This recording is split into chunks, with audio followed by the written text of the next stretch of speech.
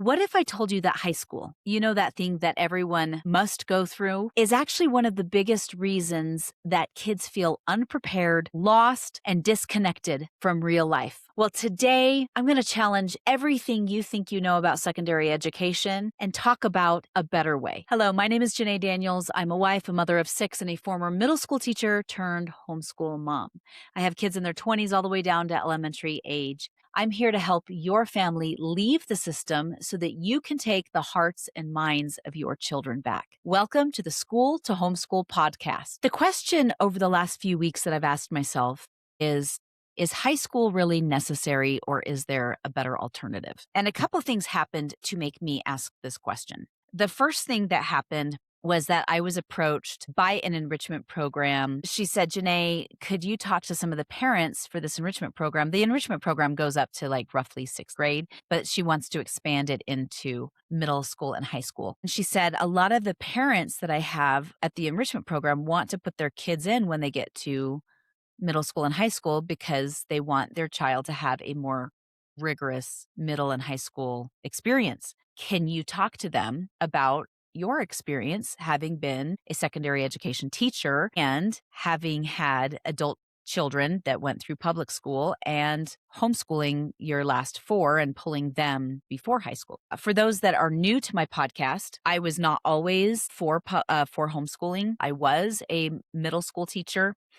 I'm licensed K through 12, but really secondary education is my specialty. And I prefer those ages. I prefer middle and high school. I still work heavily with high school students in various capacities, both public and homeschoolers, with some volunteer things that I do with costume design for a high school program. And then through church, I work a lot with high schoolers. The other thing that happened is that I was talking to one of the kids that I work with at church, asking her how things were going. And she's this great kid. And she said it was okay if I shared this today. So I did ask her, can I share this? Because I was like, how are things going? And she's like, oh, Mrs. Daniels, I'm so frustrated because the ACTs and the SATs are coming up and I've got to do those. And I'm frustrated about that. I think I'll do fine. But in order to graduate, we have to have at least a 900. And I said, I'm sure you'll do fine. She's like, yeah, but I'm wasting all this time because I plan to go to cosmetology school and I don't need to have an ACT or SAT for that, but we are required to do it for graduation at my school. And I'm like, oh, that stinks. And then she went on and she was just telling me about her classes. And she said, I'm really frustrated with this one class because I really wanted to take this class, but the teacher doesn't really challenge us. She's always complaining and she's asking about our dating lives. And I want to be challenged. I want to be taken seriously. I went to the teacher and I asked if we could be given harder work. Other students have gone to the teacher, went to the administration, asked them, and she doesn't give us many assignments. I feel like I just waste a class period listening to her talk about whatever. And usually it's off topic. And anyway, so there's a lot of frustration there. And she said, I am capable of doing hard things. And I wish that she would give us real responsibilities as far as our assignments go. So she talked about that. And then she talked about her frustration, because I was just asking her about her days and her weeks and getting ready for the summer. And she said, I'm just really frustrated. I met with my counselor and I really wanted to take more art classes, but I've got a couple requirements that I have to finish. And I don't understand why I still have to take some of these classes. I'm frustrated about that. I just feel like, and this was the key, she said, I just feel like I've wasted so much time. I just wish I could get on with my life. And I want to go to cosmetology school and I don't understand why I have to take this physics class or whatever class it was. I'm trying to remember what it was. It was science class. And so I've been thinking about this idea of high school. I have my second child graduating. So I've had 2 adult kids that graduated from public and charter school, like I said. And then my next 2 kids, who are my first to homeschool. We started homeschooling during 2020. One graduated last year and then another graduates this year. And then I've got one about to go into high school next year. And the interesting thing is we chose to do something very different for high school very non-traditional. We did what we needed to fulfill the state requirements for homeschooling. But a shift happened for me as I started realizing some of the problems that we have with high school. The question is current and contemporary high school really preparing kids for the real world? And I would argue that it's not, and we need to do something different. If you're in public school, you have to do what they say and check all the boxes. But if we're homeschooled, oftentimes our states have a different set of laws for homeschoolers than they do for public schoolers as far as what our schooling needs to look like.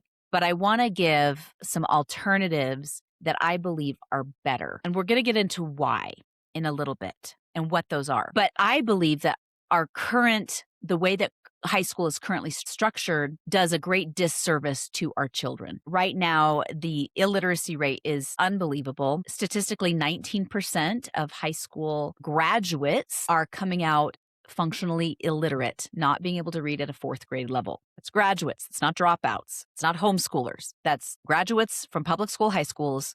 19% are functionally illiterate. We are seeing more and more, and part of this is my algorithm, I'm sure, but I see on social media regularly teachers complaining about the disrespect within the classroom, that they can do nothing about it, that parents are not involved, and these kids are running amok, and yet there's nothing that they can do, and teachers leaving in droves because they can't deal with these students. I recently saw a news article about teenagers in various cities all over the country getting together for meetups and then completely destroying everything that's around, like the Tasmanian devil from Looney Tunes, just going and destroying, and then they leave, and police have had to come in and I think, what the heck is going on? And I actually know what's going on. I understand, which we're about to get into. So I'm going to share some things that you may not have known about high school. High school is a recent invention. I don't know if you know that,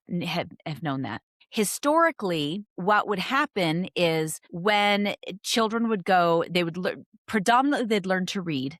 If we're looking at the 18th and 19th centuries, even the 17th century, children would learn to read at home, and then they would start dame school to work on continuing to read and to write. Arithmetic was thrown in there. By the age of 12 to 14, they would either go into their family's trade, or parents would find a trade that was interesting to the child to go into. The more elite students would continue their studies, which actually did become rigorous. By the age of 14 to 16, their more elite kids, people like Thomas Jefferson, would get private tutors and then prepare to go into university. And many of them would enter university at about age 16. George Washington, by the time he was 16 years old, was a surveyor working professionally. There wasn't this a separate category for adolescence. You were a child and then you moved into adulthood. That's it. And so it's fascinating because we don't see high school pop onto the scene until 1890. In 1890, this is from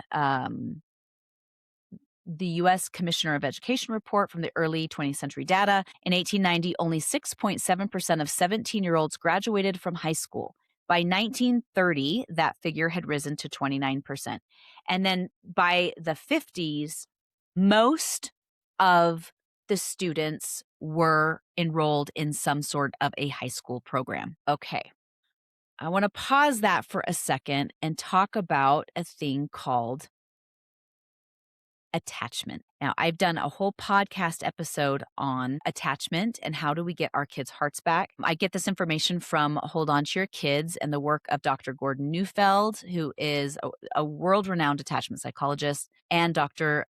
Gabor Mate. They argue that a new phenomenon happened around about 80 years ago, and that is that children started looking to their peers for emotional nourishment rather than their parents, and it's caused a lot of damage. And they call this peer orientation. It was a recent phenomenon. So where do the children go to for emotional nourishing? Do they go to the parent, which is historically and emotionally healthy and historically what was always done? And that shifted to kids starting to go to their peers. So let me give you this is from Gabor Mate. He says, The root of the problem is that children no longer look to adults for emotional support, the teaching of values, or the modeling of behavior. Peer orientation refers to the tendency of children and youth to look to their peers for direction, for their sense of right and wrong, codes of conduct, and their very identity. Peer orientation undermines family cohesion, sabotages healthy development, and fosters an aggressive and prematurely sexualized youth culture. For parents already challenged by the demands of our multitasking world and stretched by stark economic realities, peer orientation further complicates the task of child rearing. Children were never meant by nature to be in a position where they are so dominant in influencing one another. This state of affairs may be the norm today, but it's neither natural nor healthy. Historically, it's a very new development due to economic and social influences prevalent since World War II, resulting in a deep undermining of adult-child connections. That's from Dr. Gabor Mate. I was interested in attachment already because I do have 2 stepchildren, and so early on I was studying attachment, but I became particularly interested as I started homeschooling and learned about this. So what I kept thinking was so interesting was this, that they kept bringing up that it was in the last 80 years that this shift happened from children being parent-oriented to being peer-oriented.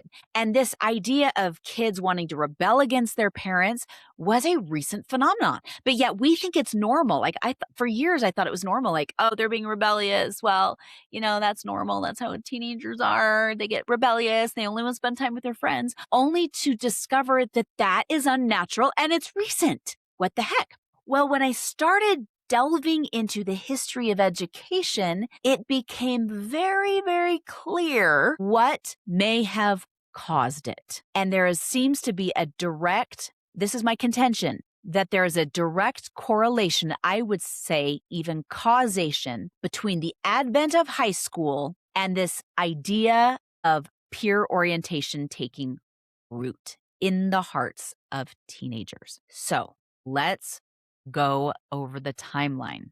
Again, for most of history, there is no long, drawn-out phase between childhood and adulthood. I'm going to go through the timeline here. Kids didn't spend a decade figuring themselves out. They became apprentices, workers, contributors. A 14-year-old wasn't asking, who am I? They were asking, what is my role?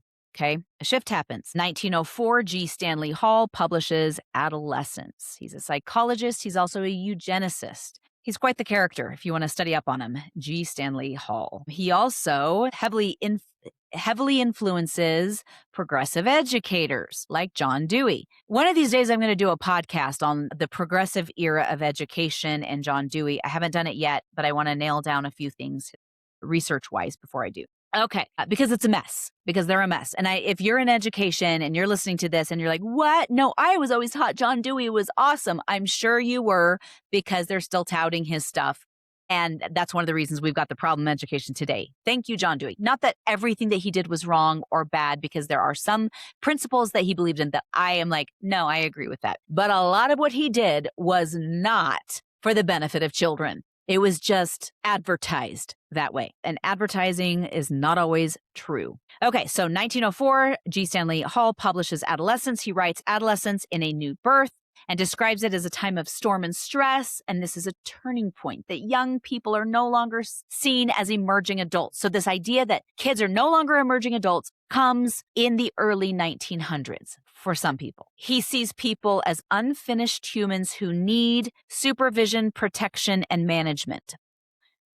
Okay, remember, many of our founding fathers were working professionally by the age of 16, or they were going to university, right? They weren't trying to find themselves. They were trying to be productive in society. Shoot, we have adults that living in their parents' basements, being social media warriors and keyboard warriors, and here they are, not contributing to society. Okay, so this notion of adolescence emerges because of G. Stanley Hall. At the exact same time, America is building something new. It's called mass high school. Historian David Tyek notes, and I mentioned this already, but in 1890, fewer than 7% of American youths attended high school. By the 1930s, half of all teens are in school. By the 1940s, most of them are in school. This, by the way, wasn't just about academics. They were influenced by thinkers like John Dewey, and John Dewey believed that education became about shaping of society. He also believed that children should be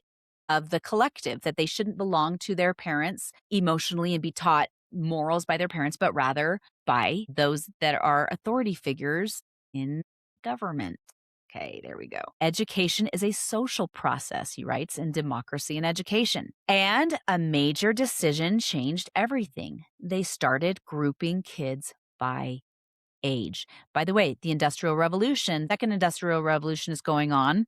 They need more workers. So I think this is the interesting thing is they push public education um, and going into high school, and they say it's to protect kids from child labor, which is a fair, like, that's a fair argument to make. But then they use that.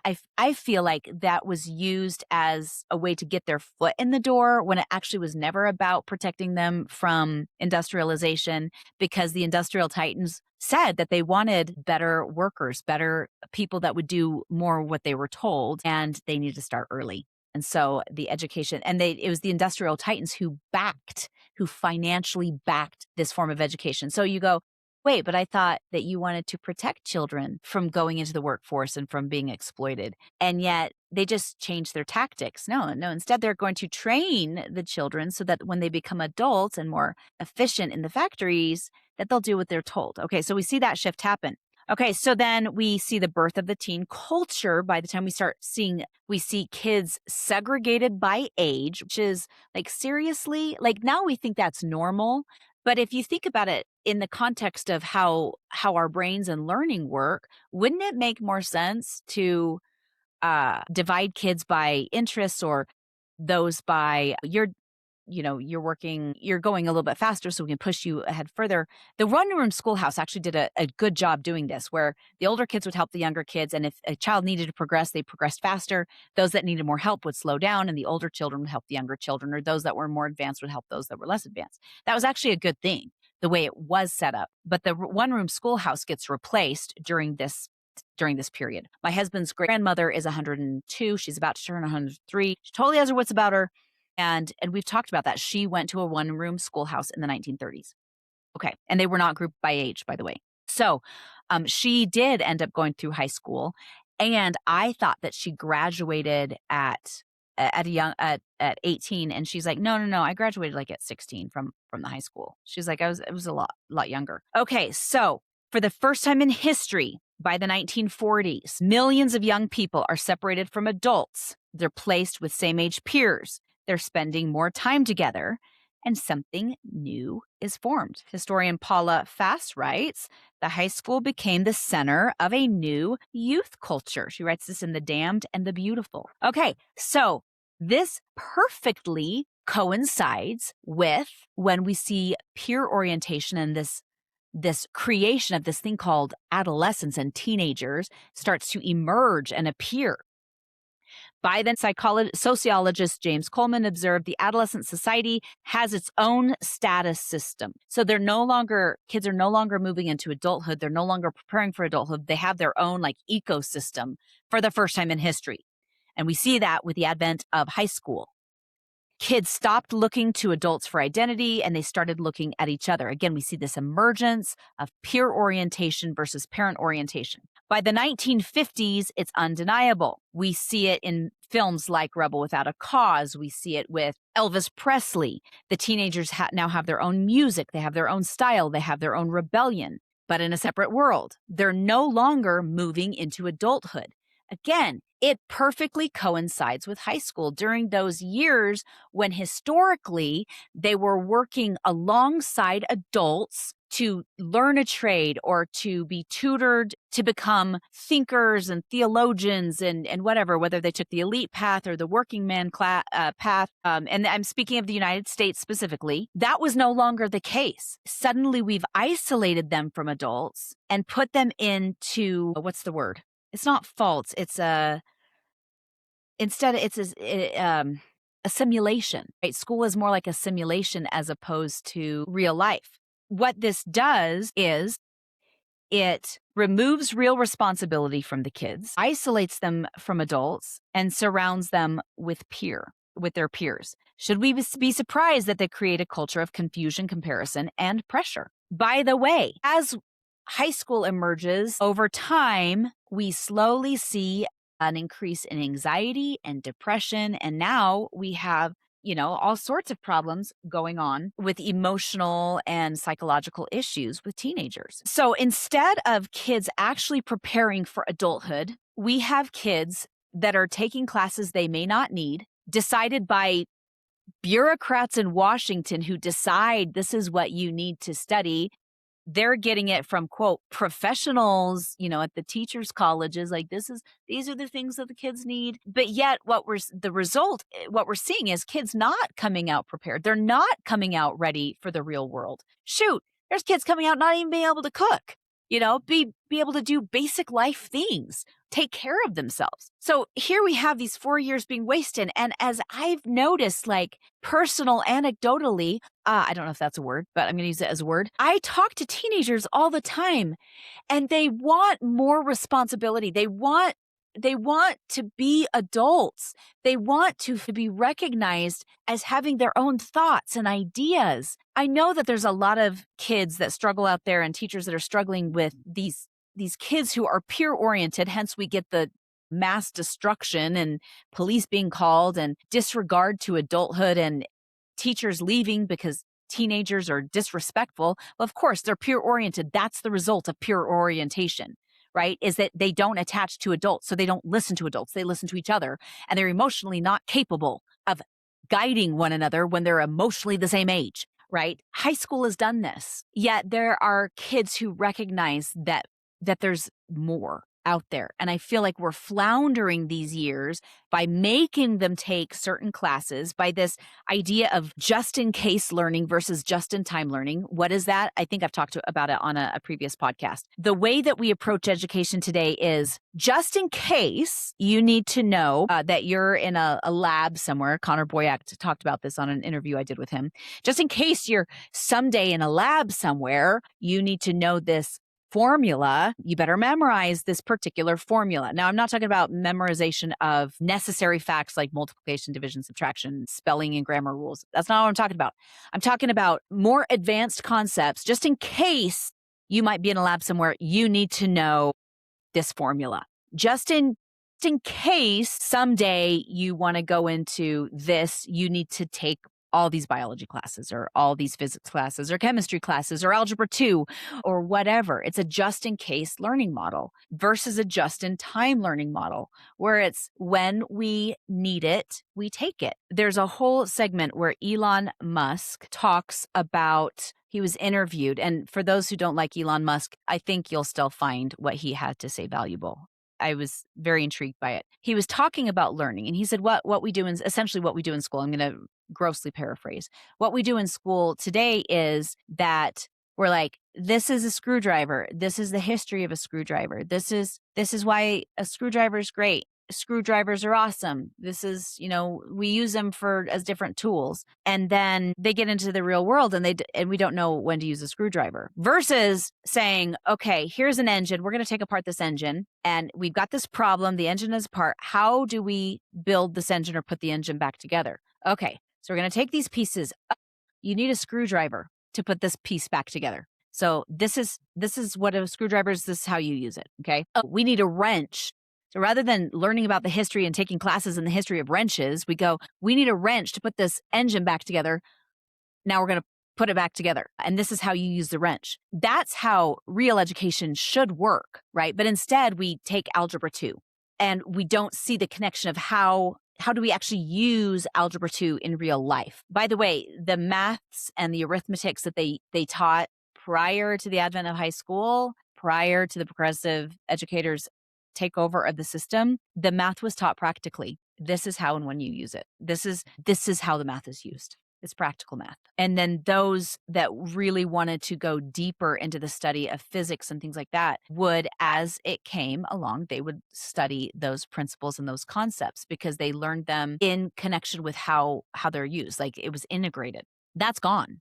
With high school, we don't get that. The subjects are very separated and segregated. And so students never learn this is how and when you use a screwdriver. So we've got just in case for learning versus just in time. When you need the information, you learn the information quickly, it becomes applicable, and then it actually stays in the brain. Let me give you for instance, and I've shared this in another episode before. I have a friend who did not teach her kids. She's a homeschooler mom. She taught her kids basic arithmetic, but she didn't teach her children um, algebra 2 or algebra 1, I can't remember, geometry. She didn't go heavily into that. And her daughter was taking some college classes when she was in high school. She said to her mom one day, she's like, "Mom, you didn't teach me the algebra that I needed to do these formulas, and I've got to have it for the science class I'm taking." And her mom said, "Well, I guess you'll figure it out." So what she did is she went, looked up some YouTube videos, Googled,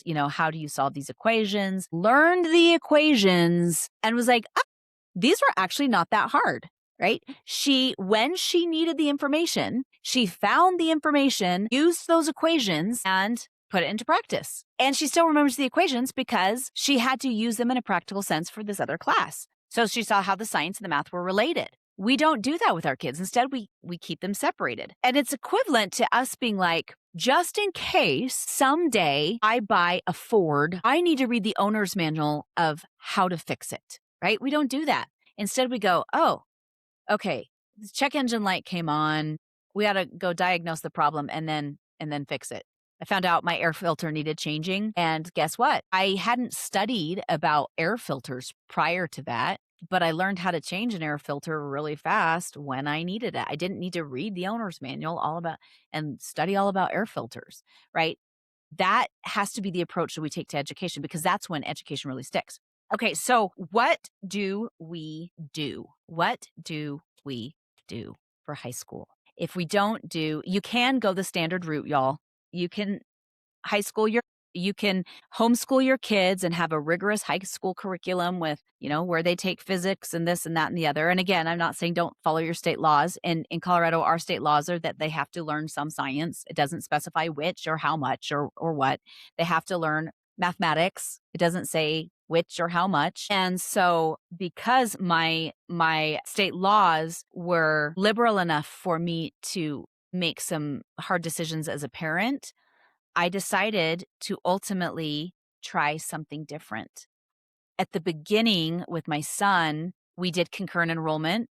I didn't see the point of teaching him, English composition 1 and 2, and then having him take a college English composition 1 and 2 class again. So I put he and my daughter as a 14 and 15-year-old into English composition 1 and 2. They both got A's in the class. I put them in public speaking. I did the general education requirements that the high school would require.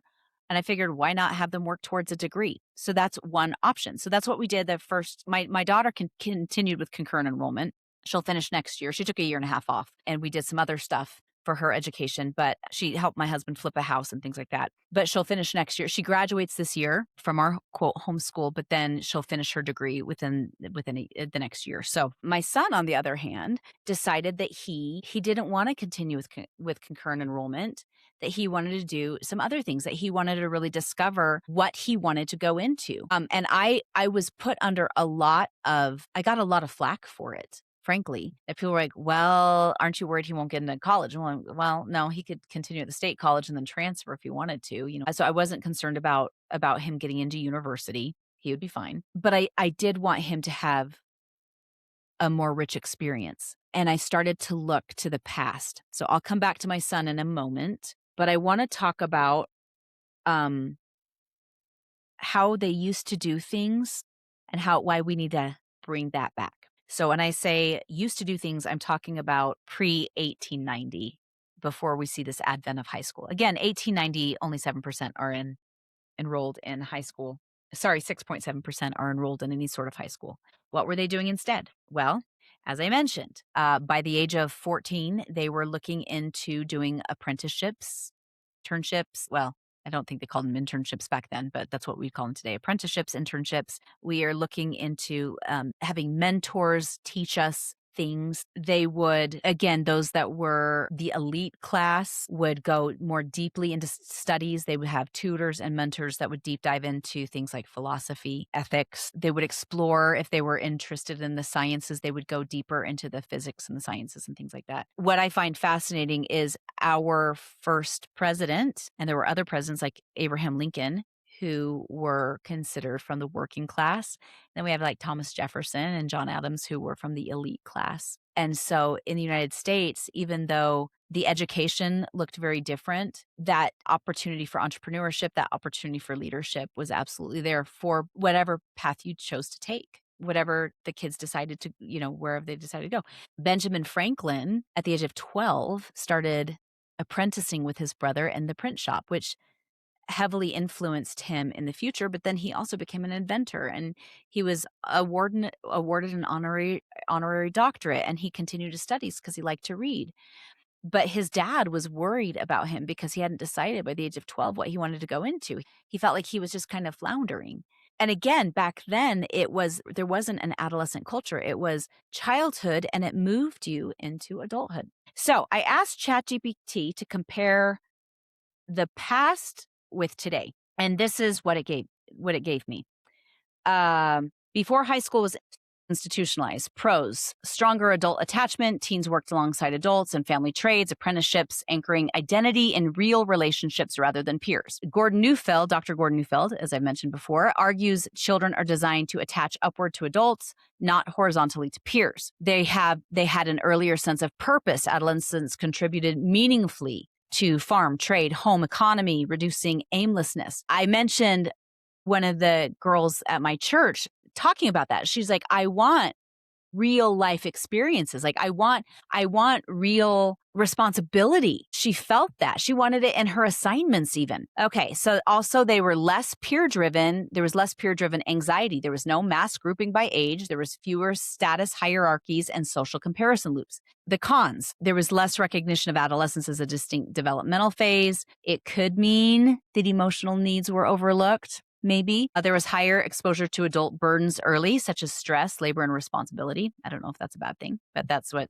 ChatGPT said could be a con. Modern high school. Pros: it recognizes adolescence. This is all the psychological part. It recognizes adolescence as a developmental stage, which may be a con too. It provides social exposure and identity exploration with clubs, friendships, and activities. Yeehaw.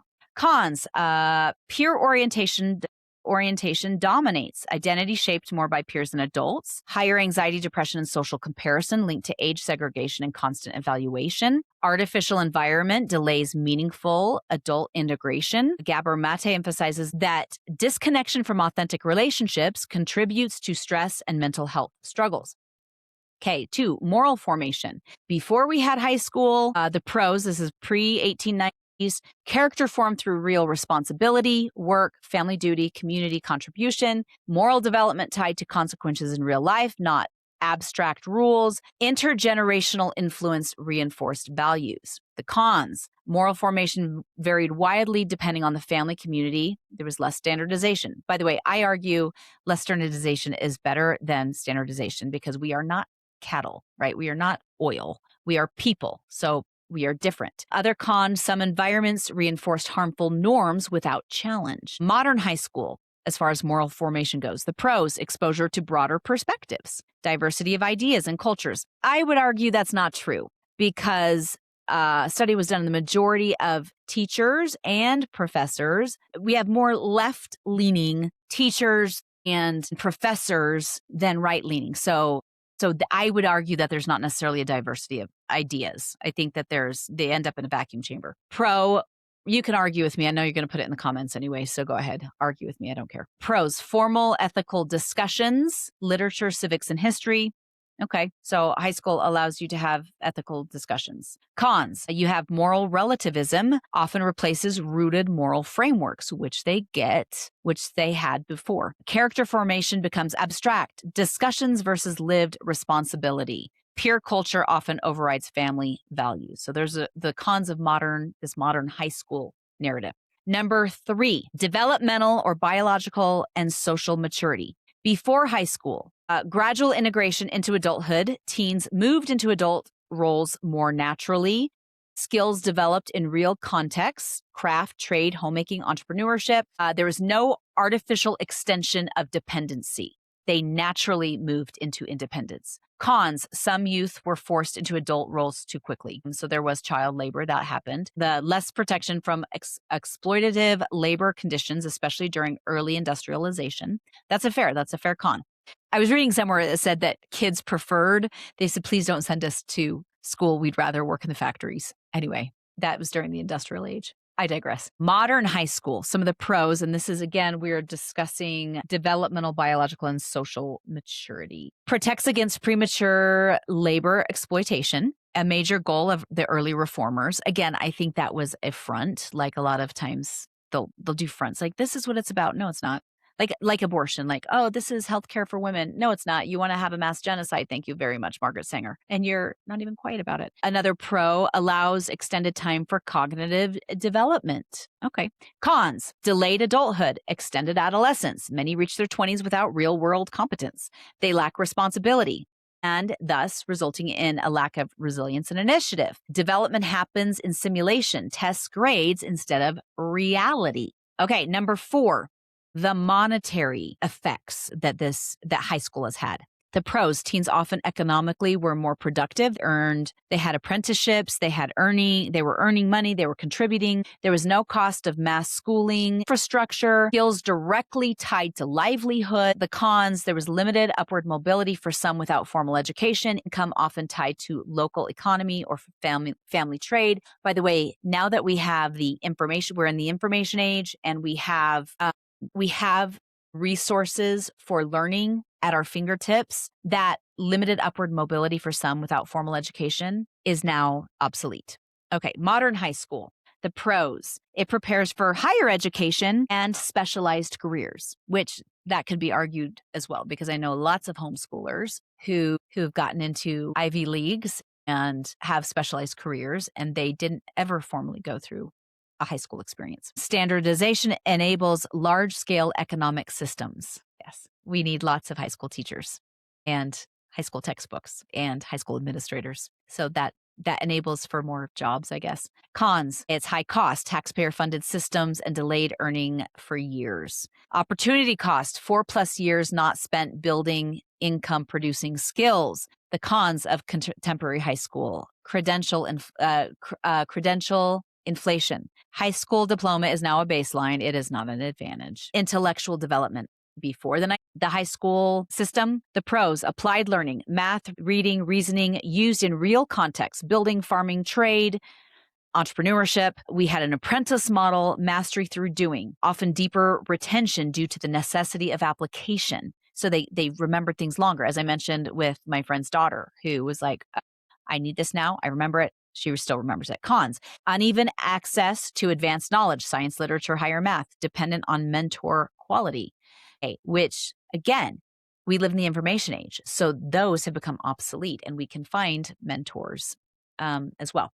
Modern high schools, as far as intellectual development goes, the pros, broad exposure to subjects, science, literature, history, math. Literacy rates increased significantly in the 20th century. So notice that it says increased significantly in the 20th century. However, it has since declined in the 21st century. Access to abstract and theoretical knowledge. Cons, fragmented knowledge, subjects disconnected from real life, learning often driven by testing, not mastery, shallow retention, learn, test, forget. As I was reading through them, what I realized was that the cons far outweighed modern high schools, and the pros of not having high school historically and doing like an apprentice model or an internship model far outweighed anything that the modern high school could give. Far outweighed it in all of those 5 major areas. Again, they were intellectual formation, creating thinkers, practical competence, moral and spiritual formation, physical development, and economic and real world skills. Okay, so then the question is, what do we do for high school? Well, the answer is simple. it's simple, but as parents, we have to help implement it, right? Recently, I was introduced to this book. It's really cool. It's by Doug Casey, Matt Smith and Maxim Smith. It's called The Preparation. It came out a few months ago. I'm not affiliated with them, but it's how do you create a Renaissance man. They argue that this, they say that they've written the book for people who are over 18, but it absolutely could work for somebody as young as 14. But they talk about that we need to be first, do, and then have. And they talk about studying, philosophy and then doing hands-on activities and learning to be a pilot and an EMT and different things like this. It's a really fascinating book, really delightful read. The audiobook is, I have to say, the narrator isn't my favorite, but the idea here is to rather, they argue to replace a college experience with this and how to do it. He says, you'll hear the preparation referred to as a program, but really it's a way of life, the new way of doing things, the magnitude of change it has brought my own life is impossible to explain in any way that could do it justice. Let me give you a glimpse of it all. Over the course of 2 years, I have scuba dived in murky Texas lakes, cold Punta del Este water, learned the basics of wrangling horses from a man in Wyoming, learned to fly a plane in Colorado, worked long night shifts in wildfires in Oregon as an EMT, been apprenticed to a Uruguayan, okay, I'm butchering that. Sorry, all of you from Uruguay, gaucho, who taught me how to drive tractors, fix fences, shoe horses, and treat and raise cattle, written tens of thousands of words documenting my journey, which helped me become a better writer. He's become a competent chess player, a Spanish speaker, several days in the mountains learning horse and mule packing, climbed keeners, and he goes on going through all these different things that he took on to learn. So that's the preparation. As I mentioned earlier, I did something different with my son Joshua. So his first couple years, we were heavy on academics. We did study rhetoric and logic, and he did college classes. He actually means my daughter made the dean's list, and then this year she made the president's list. And my son, as a 15-year-old, made the president's list. At the state college. But then the rest of the time, what did he do for high school? So he studied science enough to check that box. He knew he was not interested in science. He knew that. As children, that's the time that we expose them to lots of wonderful things and ideas in science and math and art and literature and all these things. As they get into high school, they start to formulate opinions about what they like and what they don't like. Have you noticed? And so I've had people say, well, what if he would have loved physics and you've robbed him of that? Well, he knew we had exposed him to enough science. He had been exposed to enough science. We pulled him in 8th grade. Oh, he knew that he was not interested in science, and he had been exposed already enough. So what we did do is I allowed him he started working at 14. He found a job at 14 in Colorado. A student can work at 14, but there's laws around it. He can't work during public school hours. That's part of the law. He didn't. He couldn't work. He could only work so many hours a day and so many hours a week. But he started working at a pizza shop, a local pizza shop that was family owned, doing the dishes at 14. He then did an internship when he was 15, 16 with a YouTuber, learned all sorts of crazy things. I said, these are all the books that I want you to study. And we had everything from philosophy to religion to personal development and literature, beautiful literature. And so there's roughly 20-ish plus books that he studied, and we would debate about them weekly. His junior and senior year, he would get together with his best friends, who some were public schooled, some were at charter schools, some were homeschooled. There were different religions. It's a long story how he connected these boys. They all connected and became great friends. And every week they would get together, and they were all different political affiliations as well, which made it very interesting. One boy's parents were super left-leaning. I tend to lean more to the right, my husband and I. And they would get together. So, of course, their children tended to be more like their political persuasion. And these boys would get together every week, and they would make dinner together. So they were cooking together. They would go to the grocery store, get food, cook together. Sometimes it was our house. They'd take turns whose house it was at, and they would cook, and then they would debate. They would debate policies. They would debate religion. They would debate politics. They would debate all of these things, and they would yell.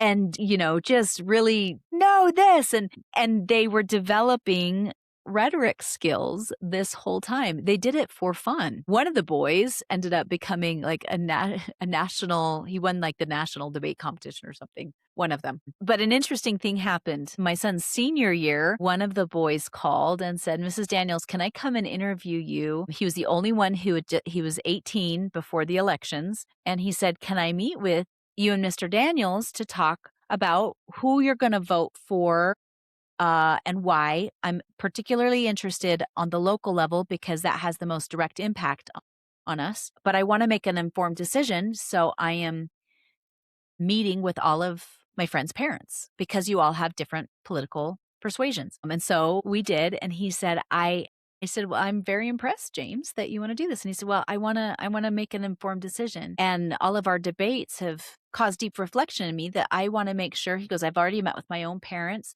He said, "I want to make the decision myself, but I don't want to go in there naively. So I want my voice and my vote to matter," which actually made me tear up. And the other boys were not old enough to vote yet, but they all wanted to. They all had opinions about the judges. They had opinions about the policies, the local policies. They had all these opinions about it. And when people would meet this group of boys, they were always dumbfounded. By the way, the same group of boys, my son said, "Hey, my mom has this friend and she is elderly and she needs her garden weeded." And they said, "Well, then let's do it."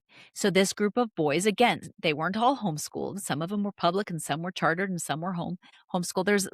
And the group was open to anyone who wanted to come. They were always welcome, girls and boys, but mostly boys came. And so they went and weeded multiple times my sweet friend's yard and garden, and they would mow and they would say, "Hey, Mrs. Paula, whenever you need something, you give us a call. You shouldn't have to do this yourself," because neither she and her husband were capable anymore of doing some things. And so those boys would go over and help where she needed help. And they were there when she needed them to be there. And she said, I occasionally I'll get church groups that are like, "Can we help you?" She said, and then the kids come and they are frustrated because they don't really want to be there. And they're nice kids and they're sweet and everything. She said, but this group of boys chose to come to take care of me. They chose to help me. And she said, I thought I had lost faith in humanity for a while, and this restored my faith in humanity. So my son took on other jobs. He learned fencing, not with a sword, like carpentry and fencing. He did all of these different things. And then he would um, call entrepreneurs and ask if he could meet with them and take them out to lunch, and he would pay for them because he was making money with his job. By the time he was 17, he was working a couple different jobs. And he would take them out to lunch and then just ask them all sorts of questions. We also took him to personal development events. And so he was being exposed to all of these ideas and all of these things. What ended up happening was that he would come home, like at 14, he'd come home from the pizza place. And I remember late one night, he came home at midnight and he and I were sitting and chatting. And he's like, Mom, I listened to some of my public school friends that I'm still friends with. And they tell me about all of the drama that's happening in high school. And he said, and I'm working alongside adults. And I guess I'm humbled a little bit. I said, why? And he goes, well, I don't worry about the high school garbage. He said, okay, share a little bit more, son. Like what's going on? He goes, well, one of my coworkers, they want to have a baby, he and his wife, and this is what's going on. Again, it was a local pizza place, so people don't leave. Like there's a bartender there and the managers and things like that. And some of the servers are younger, but for the most part, most of the people that work there are adults and they're in school or they're living life. And so he was telling me like this one coworker, they really want to have a baby, but things are harder. They'd say, "Oh, this person's about to get married and this person's back in school and they're in their 30s, but they've gone back to school so that they can get this degree." And he said, when you hear about real world things that adults deal with, suddenly the teenage stuff, when I hear my friends talking about the teenage stuff, I see it doesn't matter. And so, as I mentioned, as ChatGPT pointed out, that that working alongside adults enables them to see how adults live, to see the real realities of life, and to get real responsibility. So this is my suggestion.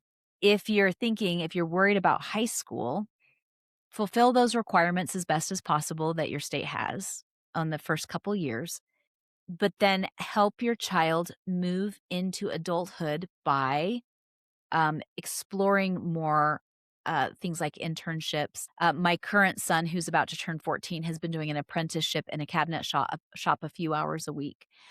He's not paid for it. Honestly, they wouldn't want them to pay him for it because they're doing it out of the goodness of their heart, teaching him these things. But they said eventually when he's old enough that they'll start paying him. But he works alongside adults and they treat him like an adult. They don't treat him like a child. And he loves to go. Again, he only goes a few hours a week, but he loves it. And I'll ask him, what did you do? And he's like, well, I learned sanding. I learned this machine. I learned that machine. And I said, how do your coworkers treat you? And he calls it work, doesn't call it an apprenticeship. But he's like, they treat me wonderful. I mean, why would they treat me any different? They treat him like one of them. So we want to work on helping them find internships, helping them find apprenticeships, helping them find real world jobs. If it's possible for them to get in a cosmetology program, if like, again, my young friend the other day said that she really wants to go into cosmetology. There's some states that allow you to go into schools as young as 16. Help them concurrent enrollment, automotive, like the trades, help your child find real world experiences, apprenticeships, etc., and move into that and continue to read and expand their minds so that they're not just doing nothing. If your state requires you to they take certain classes, then enroll them in those certain classes. I would say don't be afraid to put them in concurrent enrollment where they're going to actually get college credit, and in many cases the state's going to pay for it before they turn 18. That's another option. I asked ChatGPT to put out, I said, I gave him a long prompt and it said the ultimate formation path for ages 14 to 18. And it says, this is not school. This is formation into adulthood. It rests on 5 pillars, which Sherry last week, I talked to Sherry Hayes about her 4 pillars, which I actually like her 4 pillars better. But this gives us 5 pillars. Intellectual mastery, learning how to think. Practical competence, learning how to do. Moral and spiritual formation, learning how to live. Physical compatibility, learning discipline and resilience. Economic independence, learning how to produce value.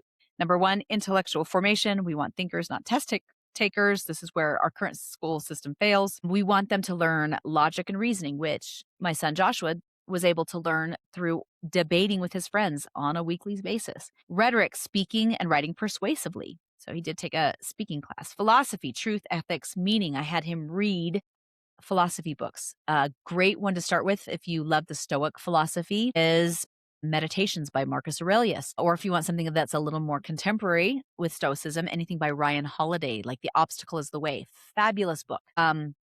It's very anecdotal, so it's interesting and be interesting for teenagers as well.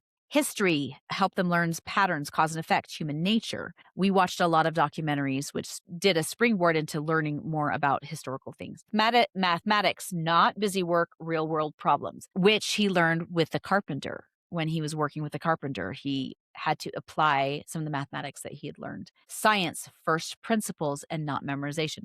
We actually would watch several science videos and let that be the springboard into science exploration. He especially was particularly interested in genetics, and so we went down that rabbit hole as one example. Key influences, Aristotle, Socrates, John Locke, Charlotte Mason, John Taylor Gatto. For virtue, ethics, logic, questioning, reasoning, natural rights, living books, narration. Method, read primary sources, not textbooks. Narration, retell stories. Socratic discussion, which I've done a whole podcast episode on. Essay writing, weekly, debate regularly. I actually didn't have him, he was regularly debating. I didn't have him write essays regularly. When he was doing internships, the internship with the YouTuber, he was having to write proposals. So he learned to write proposals. He did do, as I mentioned, English composition 1 and 2 in college and got credit for that. So that was essay writing. Practical competence is number 2, hands and mind together, build something. So they say a fully formed human must be able to do real things in the real world. Some required skill domains, build something, woodworking, mechanics, construction, grow something, gardening, food systems, fix something, basic engineering mindset, create something, art, music, writing. He was writing music regularly. Practical competence, So, structure, apprenticeship, 10 to 20 hours a week, work alongside skilled adults, learn by doing, failing, and correcting. This mirrors how humans learned for centuries before institutional schooling. This builds confidence, competence, and problem solving under real constraints. Number three, moral and spiritual foundation, virtue over performance, which I would say actually this should be number one. But without this, intelligence becomes dangerous. Core virtues, discipline, courage, honesty, responsibility, self control. I am religious. I believe in Christ. I would argue too that we have to teach the scriptures to our kids. If you're an atheist, you're obviously not going to agree with that. That's fine. Influences Aristotle, virtue through habit, C.S. Lewis, objective morality, Viktor Frankl, meaning and responsibility. I had him read Man's Search for Meaning. I also had him read the Screwtape Letters. That was part of his required reading, and we would debate it and talk about it. Daily practices, reflection, journaling, scripture or philosophical reading, service to others. And it says this is not optional. I think about all those times that they visited my friend and helped her. Mentorship from respected adults. He did that as well. Outcome, a young adult with an internal compass, not just external pressure. Physical development, strength, and stability. The body trains the mind. Non-negotiable strength training 3 to 4 times a week. Endurance, running or hiking. He started running. He wasn't great at it. This one we could have been better at, but skill, a martial arts, a sports, or a discipline, builds resilience. This also reduces anxiety and depression, trains delayed gratification, a teenager who's physically capable, disciplined, and well-grounded. And then 5, economic and real world skill building. By 18, they should not be asking, what do I do? They should already be producing something of value. They must learn basic finance, saving, investing, avoiding debt, entrepreneurship, sales and communication, digital leverage. My son also worked for a door-to-door window washer, and then he also started doing window washing himself and worked door-to-door. So he learned that. He was learning finance. Anyway, all of these things. AI era skills, using AI tools, not being replaced by them, prompting, research, synthesis, automation, thinking, building digital assets, content, business systems, etc. Examples, start a business, freelance, writing, editing, design, build a YouTube channel, a newsletter, or a product. My son actually did start a YouTube channel, and then my next son also started a YouTube channel, but both of them neither decided to grow the channel. And my younger son and my 24-year-old son regularly get together, and they are building a game using AI as a tool, which has been unbelievable. The suggestion, here's a daily rhythm suggestion for you. In the morning, this is again for your high school aged kids. Middle school, you could even do like 8th grade, 7th, 8th grade to high school. Morning, reading great books. Do writing, math, some sort of deep intellectual work. Midday, do some sort of apprenticeship or hands-on work. Afternoon, some sort of physical training. If they're doing sports with the public school or community sports, it's a great time for physical training. Evening, discussion, family, reflection. It says weekly elements. 1 debate or discussion a night with your family. 1 service activity each week. 1 long-form writing piece each week. 1 build or create project, an ongoing apprenticeship. And the hidden ingredients is responsibility early. This is where kids are starved. They want real responsibility. They are capable of it. They want real work. They want real consequences. They want real trust. And that study after study and history itself shows that responsibility accelerates maturity. What it produces, this is what it says it produces: a young adult who thinks critically, not ideologically, communicates clearly, can build, fix, and create, is physically strong and disciplined, has moral grounding, can earn money and solve problems, is not intimidated by the real world. The goal is not to create a good student, y'all. It's to create a capable, dangerous, in the best sense, virtuous adult. The kind of person who doesn't need permission to act, can navigate uncertainty, especially in an AI-driven world, and become someone who others can rely on. So, here's my challenge for you. Do not put your kids in middle school and high school because you want something rigorous. It doesn't create rigor. It creates peer-oriented children. It creates children who are not equipped for the real world. It doesn't allow them to have real responsibility. And we can give them something better. We can give them more by letting them, moving them into almost like a counter revolution, having them follow our founders of the past who moved into adulthood and who did amazing things. Our children are capable of doing the same kinds of things. We just have to give them a chance. I want you to reconsider and reevaluate how you do or choose to do high school with your kids. They deserve better than the system provides. So with that, mamas and papas, grandmas and grandpas, you are doing so much better than you think you are. You got this. We will talk next week.